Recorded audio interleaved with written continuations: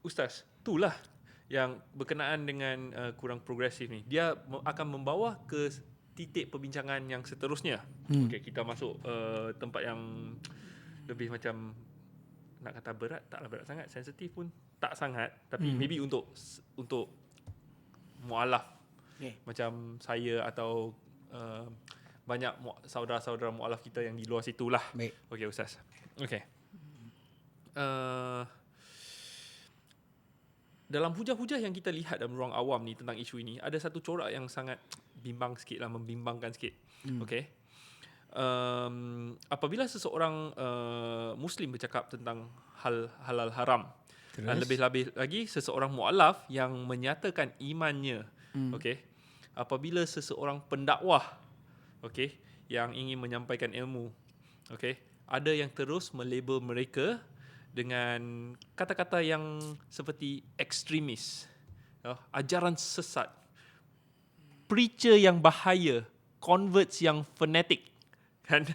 Dan saya nak jujurlah dengan Ustaz, sebagai mualaf ni, okey, saya terkilan dan terasa jugalah dengan daripada komen-komen yang kan kita tengok atas saudara-saudara kita ni. Okey, dan kadang-kadang dalam persendirian pula, personally, mereka first thing yang orang yang lama tak nampak saya atau orang yang tak kenal saya, dia first nampak ialah janggut dulu. Dia akan terkejut macam dia cara pakaian tu no problem. Tapi kenapa dia ni janggut panjang macam ni and all that kan ya Ustaz? So ada yang terus macam dia bukan pandang slack, cuma dia tak tahu macam mana nak address maybe kan. So Ustaz, dari sudut Islam ni bagaimana kita nak faham fenomena pelabelan ini, dan apakah bahayanya apabila label-label seperti ini kita biarkan dia berleluasa? Kalau kita lihat balik, dalam Al-Quran Karim sebenarnya ada kisah yang lebih kurang sama. Okay. Bila mana orang-orang yang tidak mahu beramal dengan Islam dengan betul. Betul Mutawwa'ina. Okay, surah At-Taubah. Ayat yang ke 79. Okay, Allah SWT tegur berkenaan dengan orang-orang munafik yang dalam ayat berkenaan Allah sebutkan berkenaan dengan mereka ni mengejek ataupun mencela sebahagian orang yang beriman. Okay, dia Allah kata alladzina yalmizuna al-mutawwi'ina minal mu'minin. Mana golongan yang munafik ni, mereka mengejek atau mencela sebahagian orang-orang yang bersukarela bersedekah, memberikan dengan sukarela. Mutawwi'in ni maksudnya orang yang bersedekah secara sukarela di kalangan orang beriman. Okay? Jadi diorang pertama sekali diorang memang tak suka bersedekah. Tapi bila ada orang bersedekah, diorang menyampah dengan bersedekah tu ni dan dia start ejek. Ayat 79 ni terang macam tu. Okay? Dia kata walladzina yajiduna illa juhdahum, yang mereka tak, yang orang yang tak dapati kecuali usaha mereka, fayaskharuna minhum, lalu mereka mengejek. Mengejek terhadap golongan yang ingin bersungguh-sungguh dalam mengikuti agama. Jadi dalam ayat 79 tu sebutkan berkenaan dengan golongan yang munafik ni, dia yalah, ini satu part yang kita payah sikit nak sebutkan. Sebab dalam masyarakat kita ni, kita sering mengelak untuk klasifikasikan seorang tu sebagai munafik. Walaupun dalam realiti wujud manusia yang digelar munafik. Biasanya kita tahu kafir no problem, tapi bila nak label munafik tu dia macam pasal dia kena pasal ingat bahasa Syekh akan sebut the good, the bad and the ugly. Kan, atau macam dalam awal Baqarah tu kan, mula orang beriman bertakwa, kemudian kafir, kemudian munafik. Ayat 1 sampai 20 tu kalau kita lihat ada pengelasan manusia terhadap hidayah Allah Taala. So jadi kalau kita perhatikan benda tu yang kadang-kala bila Helmi lihat kan, contohlah bila kita lihat ada saudara yang revert kita ni yang bersungguh-sungguh mempertahankan tentang tajuk hak ataupun menyuarakan kebenaran. Dia cakap ni benda betul, benar. Betul. Dia tak bersetuju berkenaan dengan pembinaan struktur-struktur haram, tak kira rumah ibadat, itu utama je lah, di tanah kerajaan atau tanah persendirian yang lepas daripada pembinaan tersebut, oleh kerana dah lama dah bina, dah lama dah langgar, jadi tiba-tiba satu hari bila nak dikuatkuasakan peraturan dan undang-undang, kena diberikan pampasan dan bayaran. Jadi bila bersuara saudara kita yang Muslim ni, memang kita akan nampak dalam trend media sosial, kita boleh pecahkan kumpulan yang bercakap tadi kepada beberapa grup. Okay, ada grup yang kita panggil ikut politician. Mereka memang bercakap bagi pihak politik, ahli politik yang mempertahankan ataupun cuba mendapat populariti dalam masyarakat, untuk kononnya diorang lah orang paling adil, paling toleran, paling sama. Jadi kumpulan ni akan bercakap lah. Dia akan kutuk lah Muslim yang bercakap tadi, terutama macam Helmi kata lah. Dia bila nampak yang Muslim tadi tu, dia bercakap, dia akan lagi teruk. Dia kata, kau tak masuk Islam lagi baik. Dia kata. Ayat itu keluar. Bahkan dia kata, kami Muslim selama ni tak pernah cakap pun. Kami okey je. Tapi bila korang datang, korang jadi masalah. Sering kalimah tu, holier than thou. Dia cakap yang tu. Kami lama dah tak ada masalah. Tapi korang masuk Islam, tengok apa jadi. Lepas tu, bahkan keluar ayat, tak masuk Islam lagi baik. Ayatnya tu. Itu grup pertama. Grup kedua yang kita kadang-kadang jumpa yang bercakap macam ni, labeling. Kalau dalam Quran, Allah tak sebut munafik lah. Kalau dalam masyarakat kita, ada jenis yang contoh macam liberal, geng-geng yang tak beramal Islam, dengan cara Islam betul. Ataupun memang mereka tak pernah tahu bahawa janggut, contohnya janggut tadi kan.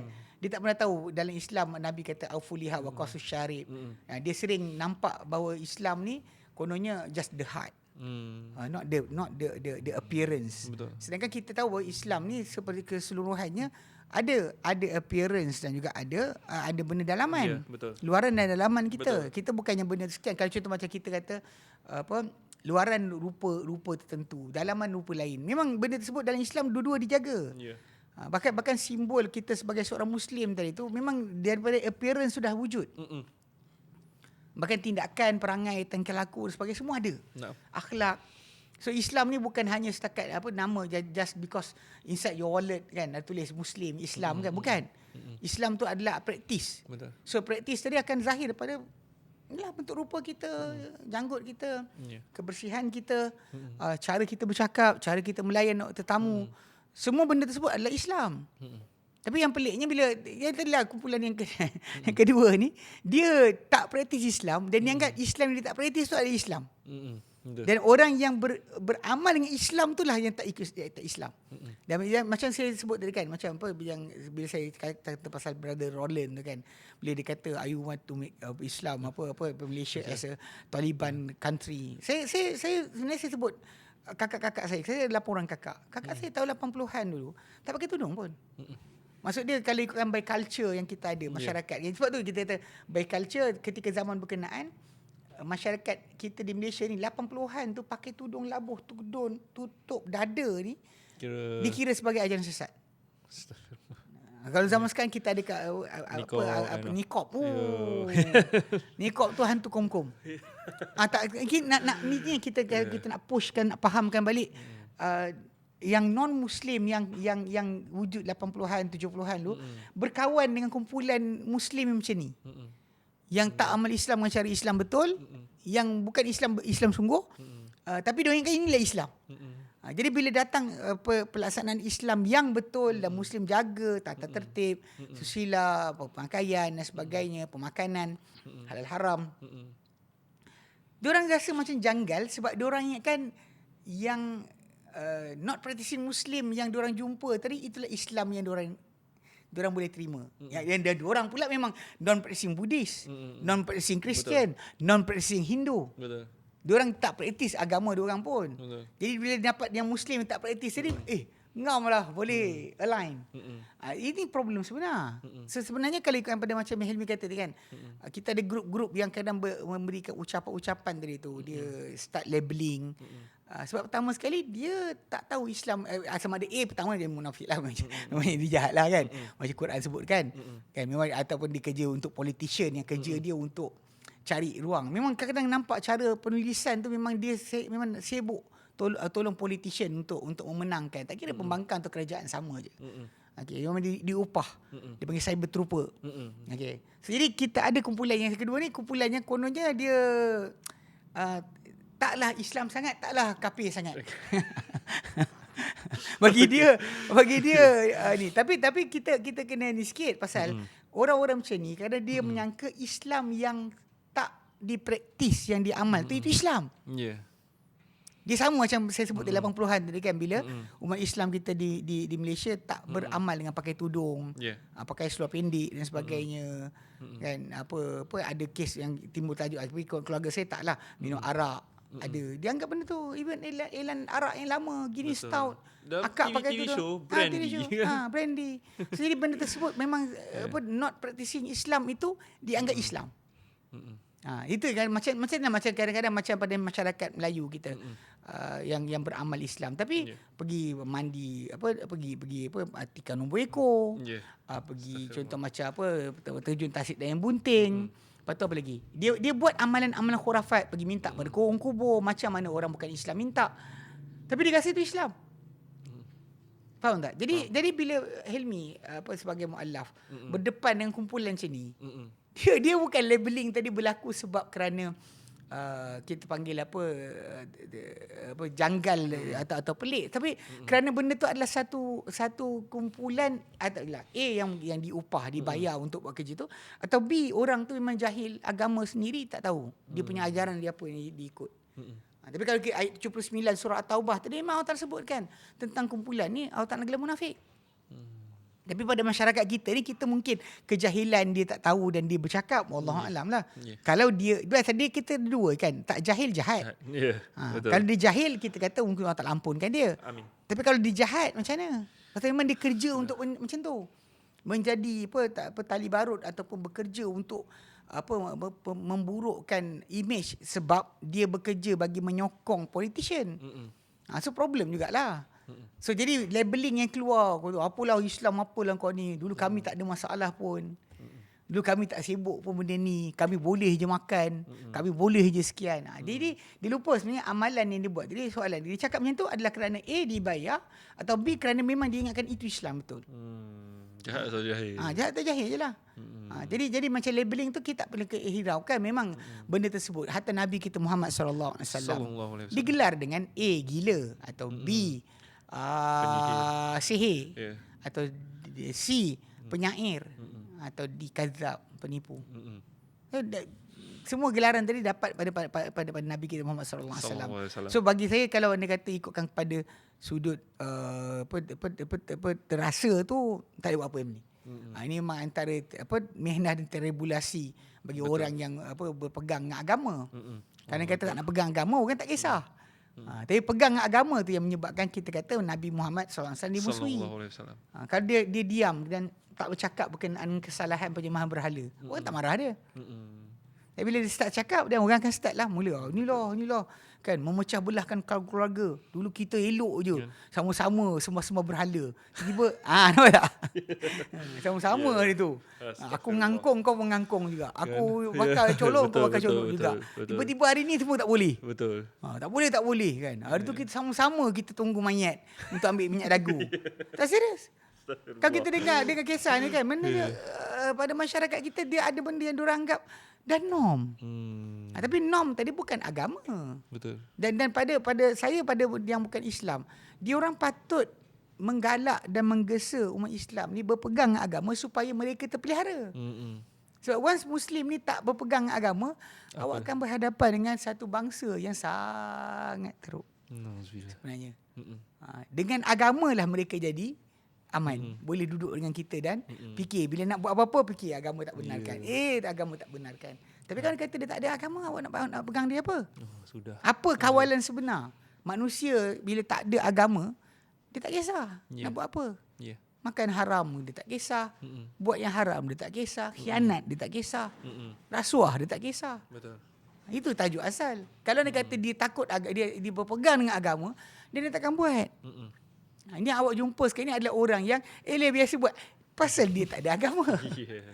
Sebab agama tak membenarkan benda berkenaan. Betul. Rasuah kan, contoh rasuah. Pasal orang tu tak pegang agama. Sebab dalam hadis Nabi kata, ar-rasyul murtashi finnar. Pemberi rasuah dan makan rasuah duduk dalam neraka. So sebagai orang yang beragama, dia tak akan jadi macam tu, benda tu keburukan. Bagi sini itulah gelaran Hilmi kena bersabarlah. Sebab yalah, A atau B lah, kumpulan A atau B. Saya rasa saya antara saudara-saudara kita yang ada di luar, saya rasa saya alhamdulillah lah. Mereka tu yang betul-betul Allahumma barik lah. Yalah, tahu. Saya faham. Tapi secara realiti bila saya perhatikan balik, dia dua pihak tu je. Sama ada kalau orang tu memang dia ingat apa amalan Islam yang dia buat tu Islam dalam kejahilan, atau memang dia dibayar untuk menggelar-gelar kepada Muslim yang sangat patuh pada agama tu dengan gelaran-gelaran buruk. Kan? Dia dibayar untuk benda tadi. Pasal cara tulisan tu. Memang dia kadang muka dia pun keluar sebagai cyber trooper untuk parti politik. Tak kira parti mana yang saya kata. Pasal realiti dia, kerja dia untuk memburukkan image. Even tu benda tu betul. Macam tadi lah, macam kes macam bila sebut tentang kuil. Ataupun binaan haram pada mana-mana tanah yang bukan milik pemilik tersebut. Benda tu gambaran tu memang salah. Dah automatik salah. Patut dia ambil tindakan. Tapi bila ada bersuara, diburukkan orang yang bersuara tadi. Itu kerana pemburukan orang yang bersuara tadi hanyalah sebenarnya kempen untuk tutup kesalahan. Tutup kesalahan yang dibuat. Itu je. Tak lebih dari itu. Itulah Ustaz. Nampak sangat lah. Bagi saya nampak sangat benda tersebut sama ada dia dibayar untuk itu atau kejahilan.